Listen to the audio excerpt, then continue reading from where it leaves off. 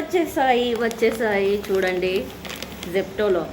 ఈ జెప్టో గురించి ఊరికే చెప్తున్నానని నాకు ప్రోమో ఇచ్చిందని అనుకునేది, నా ముఖానికి అంత సీన్ లేదు. కానీ ఇగో సోయా బీన్స్, క్యారెట్స్,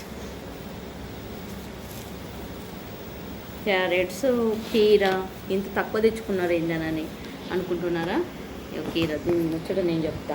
బీట్రూట్ ఎందుకు ఇట్లా తెచ్చుకున్నానంటే, మా వారిని ఇవన్నీ తెస్తాడు మా వారు, కాకపోతే 2 కేజెస్ తీసుకొస్తాడు.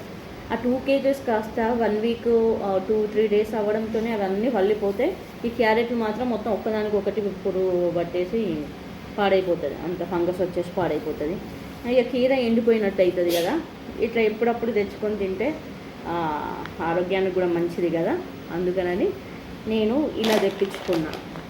మా వారిని తీసుకురమ్మంటే 2 కేజెస్ తెచ్చి అది 15 రోజుల దాకా మురగబెట్టి అవి మళ్ళీ తినడానికి కూడా నాకు మంచి అనిపించవు, ఎండిపోయినట్టు.